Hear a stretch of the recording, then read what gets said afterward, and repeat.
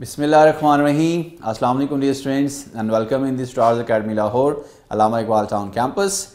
Here is your chemistry mentor once again with the PMC NMD CAT Chemistry C7 का lecture number 2. हम lecture number 1 में आपको मालूम है यूनिट नंबर 6 हमने स्टार्ट किया था. इस लेक्चर में हम उसको कंप्लीट करेंगे. Alright, so let's start with the name of Allah. Topic है synthesis of ammonia.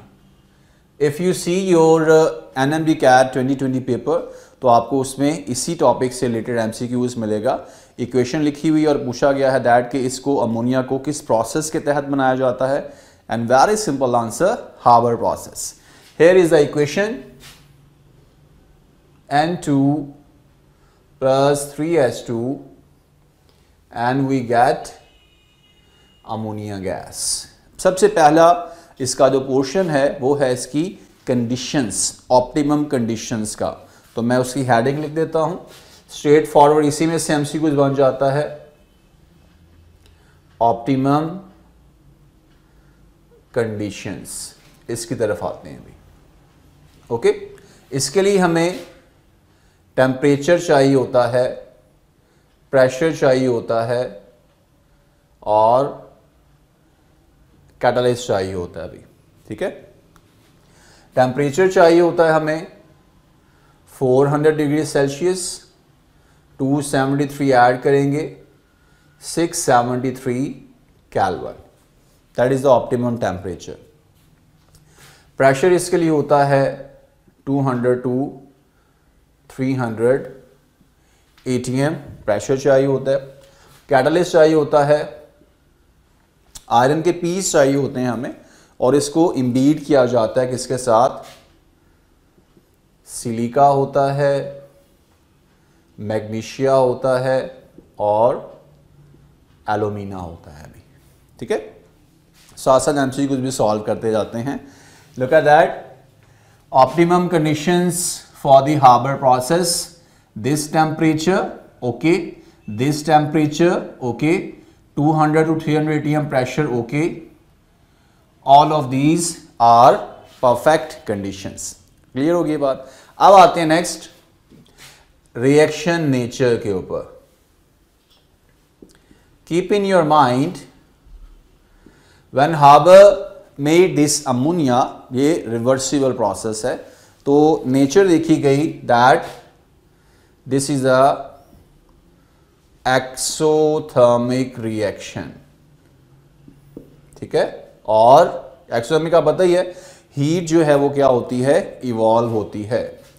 Enthalpy of the products जो है वो लेस होती है किससे, एंथैल्पी ऑफ द रिएक्टेंट से. ठीक हो गया.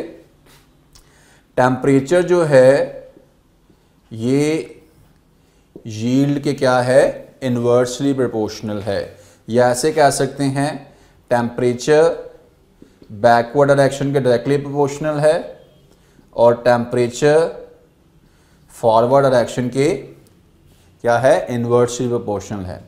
और एक्सोथर्मिक में वैल्यू याद रखनी है आपने, ये भी आपसे पूछी जा सकती है अभी. एंथैल्पी जो है इसके लिए -92.46 किलो जाउल्स है. ठीक है, और अगर आप पर मोल के लिए निकालना चाहते हैं तो इसके लिए आती है डेल्टा H 46.23 किलो जाउल्स पर मोल. ये भी नेगेटिव में है, ये पर मोल के लिए है और ये इसके लिए आ रही है साथ में. क्लियर हो गई बात. अब माइंड में एक जो सबसे इंपॉर्टेंट बात आनी चाहिए इसके टॉपिक के हवाले से, सर हम इसमें मैक्सिमम यील्ड कैसे हासिल कर सकते हैं. Look at that. To get maximum yield हमें क्या करना पड़ेगा, इस इक्वेशन को माइंड में रखें जिसके लिए डेल्टा X जो है वो नेगेटिव आया है भाई. ठीक है, हमें क्या करना पड़ेगा. Number 1, we have to keep temperature low.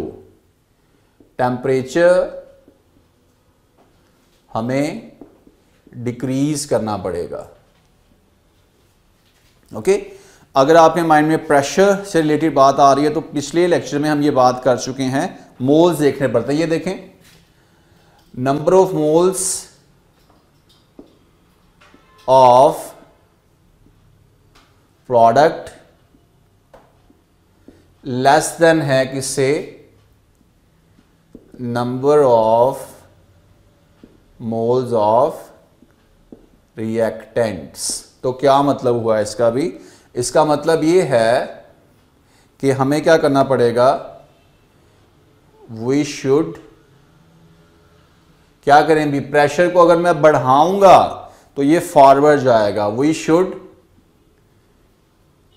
Increase the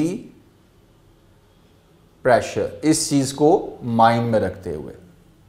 clear होगी बात। अच्छा, एक और बात कंसंट्रेशन के हवाले से मैंने बताई थी, जितनी प्रोडक्ट्स निकालते जाएंगे उतना अमोनिया ज्यादा बनता जाएगा। तो नेक्स्ट में क्या लिखने जा रहा हूं यहां पे, by continuous withdrawal of product, ठीक हो गए। और हमारी प्रोडक्ट जो है वो कौन सी है भी, अमोनिया है। क्लियर हो गई बात।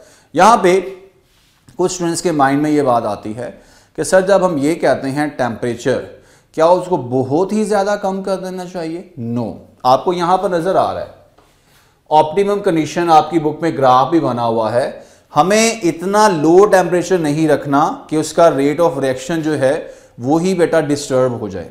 हमें इतना टेम्परेचर प्रोवाइड करना है कि जो पार्टिकल्स हैं वो कोलाइड करें, इतनी उनकी एक्टिवेशन एनर्जी तो होनी चाहिए कि वो प्रोडक्ट्स में कन्वर्ट हो चुके हैं। बेटा बात समझ आ रही है? यानी ये मत समझिएगा कि इसको जीरो पे ले जाएंगे तो रिएक्शन स्टार्ट हो जाएगा, तब रिएक्शन जो है वो बिल्कुल स्टार्ट ही नहीं हो पाएगा।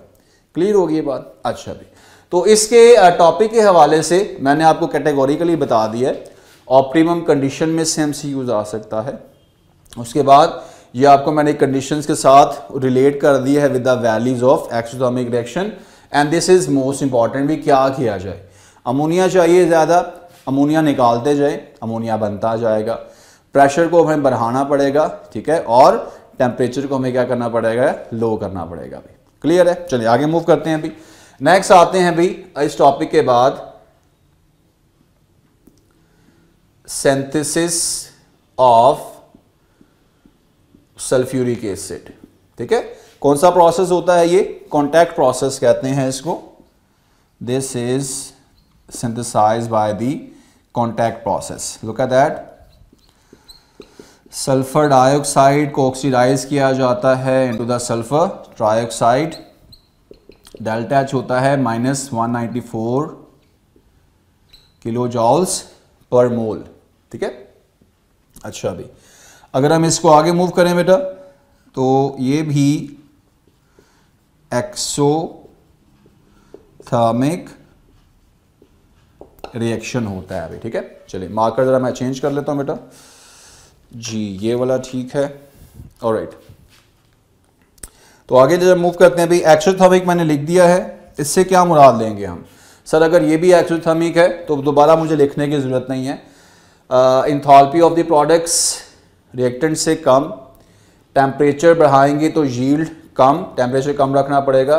जितना टेम्परेचर देंगे बैकवर्ड, और जितना टेम्परेचर देंगे ये फॉरवर्ड डायरेक्शन से रिवर्स डायरेक्शन में मूव करेगा भी। अच्छा हाँ, एक चीज़ इसमें एक और है, यहाँ पर भी आपको नंबर ऑफ मोल्स जो हैं वो प्रोडक्ट के क्या नज़र आ रहे हैं, कम। ठीक है, नंबर ऑफ मोल्स और रिएक्टेंट्स क्या नज़र आ रहे हैं, ज़्यादा। तो हमें क्या करना पड़ेगा बेटा, प्रेशर को बढ़ाना पड़ेगा ताकि ज़्यादा से ज़्यादा क्या मिल सके, प्रोडक्ट्स मिल सके हमें। ठीक है, अब इसकी मैं आता हूँ कंडीशंस के ऊपर। ऑप्टिमम कंडीशंस, और ऑप्टिमम कंडीशंस में टेम्परेचर है, प्रेशर है और कैटालिस्ट है भी। ठीक है, इसके लिए हमें जो टेम्परेचर चाहिए होता है 650 डिग्री सेल्सियस, 273 ऐड कर देंगे बेटा, यह आ गया 3, 7 और 5 हो गए 2, 1 कैरी आ गया, 6, 7, 8 और 923 केल्विन इसमें टेम्परेचर है। याद रखिएगा जब हम इसकी करते हैं ना रीसाइक्लिंग, यहाँ पर बुक में मेंशन किया हुआ उसने, जब रीसाइकिल किया जाता है तो टेम्परेचर 400 से 500 रखा जाता है। क्यों? ताकि SO3 की यील्ड को इंक्रीज किया जा सके। ये भी MCQ पॉइंट ऑफ व्यू से याद रखना आपने। प्रेशर होता है 1 atm, वनाडियम पेंटाऑक्साइड होता है along with the finally divided platinum use करते हैं हम। ओके होगी बात जी। अब इसमें मुझे ये बताएं भाई, टू इंक्रीज यील्ड क्या करना पड़ेगा? सर वही जो हमने हार्बर में किया था, टेम्परेचर हमें डिक्रीज करना है, प्रेशर जो है वो इंक्रीज करना है भी, ठीक है। और नेक्स्ट भी क्या करते हैं, क्योंकि हमने बनाना क्या है इसमें सल्फ्यूरिक एसिड, सल्फर ट्राइऑक्साइड में सल्फ्यूरिक एसिड ऐड करते हैं तो हमें क्या मिलता है? ओलियम। फिर ओलियम में वाटर ऐड करते हैं और फाइनली हमारे पास जो है वो क्या मिल जाता है? Sulphuric acid. ठीक है, ओलियम का फार्मूला याद रखना, ये देखें H2 है, H2 है और O7 है। This is the formula of the oleum. Clear होगी बात? चलिए अब आगे चलते हैं बेटा। Next our topic is common ion effect. नाम से पता चल रहा है आपको, ion should be common in that. अब इसमें करेंगे क्या भाई? When we add common ion into a solution of weak electrolyte।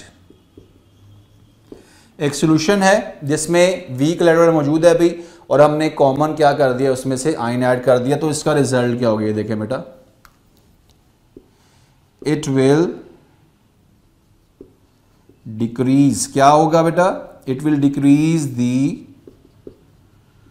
Ionisation of weak electrolyte। ठीक है, और क्या होगा बेटा? it will results in the precipitation of substance जो कि क्या था? weak electrolyte। यानी आसान वर्ड में मैं बताना क्या चाह रहा हूं, ये सारा कुछ लिखने की सिर्फ एक वजह है कि मैं आपको थॉरली एक्सप्लेन कर सकूं कि बेटा बेसिकली हो क्या रहा है। एक सॉल्यूशन है जिसमें वीक इलेक्ट्रोलाइट है, आपने क्या किया? आपने एडिशन कर दी किसकी? कॉमन आयन की उसी सॉल्यूशन में। तो फिर क्या होगा बेटा? इसके रिजल्ट में जो वीक इलेक्ट्रोलाइट की आयनाइजेशन है वो क्या हो जाएगी? डिक्रीज। और इसका रिजल्ट क्या होगा? उसके प्रेसिपिटेट्स बनना शुरू हो जाएंगे, यानी वो डिसॉल्व्ड कंडीशन से अनडिसॉल्व्ड कंडीशन की तरफ जाना शुरू हो जाएगा। इसमें सबसे अहम है आपने एग्जांपल्स याद रखनी है। जैसे मैं आपके सामने कुछ शेयर करता हूं, ये देखें, इफ वी हैव NaCl और हम इसके सॉल्यूशन में क्या ऐड कर रहे हैं? HCl। Look at that. तो आपको नजर आ रहा है क्लोराइड्स आयंस आर कॉमन, तो जैसे आप HCl को ऐड करेंगे तो NaCl की सॉल्युबिलिटी कम होना शुरू हो जाएगी और ये प्रेसिपिटेट्स फॉर्म में सेपरेट हो जाएगा। एक और एग्जांपल देख लें बेटा, H2S है। इस केस में भी आप जब इसमें HCl ऐड करेंगे तो आपको नजर आ रहा है बेटा दैट ये आयन कॉमन हो गए हैं, तो ये हमारे पास PPD फॉर्म में क्या हो जाएगा? सेपरेट हो जाएगा। कुछ और एग्जांपल देखते हैं, आपकी सारी बुक में लिखी हुई हैं।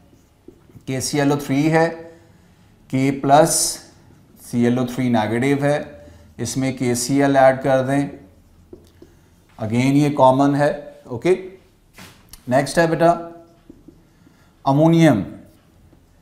अमोनियम हाइड्रोक्साइड है, अमोनियम क्लोराइड है, ammonium positive OH negative, ammonium positive और Cl नेगेटिव। इस केस में भी आपको